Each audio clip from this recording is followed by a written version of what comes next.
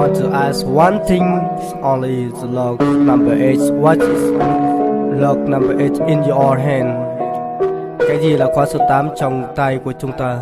Hãy get khóa số 8 nhẹ nhàng. Cái gì là khóa số 8 mà nó đều truyền tay? Số 8 là của nó, kể từ đây nó đã vào đây.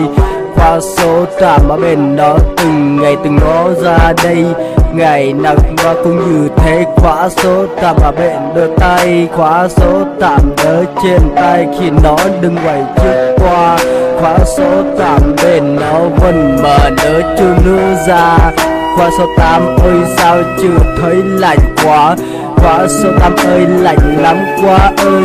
Khóa số 8 kỳ gì chưa lo sợ lắm sao như thế này làm trước tòa. Khóa số 8 lạnh quá đi yeah. Khóa số 8 what is the low number 8 in your mind? Every single day, every single time, everywhere you going, you have to hold that. That is number, everything that is follow you every single time. What that is mean? If you know about that, you have to tell it. If you know about what is number 8 in your hand, every time, everything in my mind, in your hand, in your arm. That is your thing. If you want to know that, what it mean is that number 8 in your hand. That is too cold.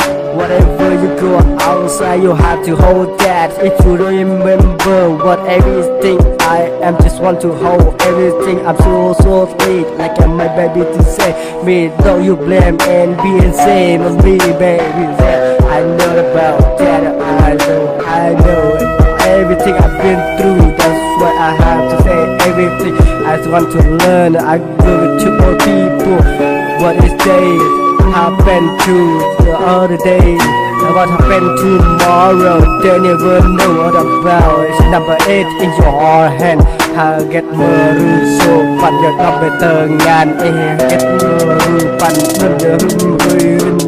như đi còn bạn nào như chín nào hơn tôi ta định ít hàm hòa bình ít lưu to về tu chờ đây rồi đã tùy bình ít đam cầm rồi đây bình tùy nhô ta đã là định ít thơ khắp bình nhầm đời bình nạp lệ bình nạp tinh là nuôi lên là tên là để kết mở số ăn nên tôi đã là định ít thâu căn vừa họ nên do cái nên làm về nhầm mò về rỡ ớt năm hồ nhầm mò về hơn đi cái ngọt đi ngã mình mà bình này hòa bình nạ play bình nạ trinh nằm đi pa chan in sơi do cơ hở play nhỏ play nè bình đi to lúc được lần này nạp một cha ra tu để nạp một cha ra mi để do hở kết play bởi đây yên đi pơ rập rồi ta bình ít thô lúc làm nuôi nàng nuôi bên bò bình ít nhà và bình nuôi cho càng bình ít kia và bình nuôi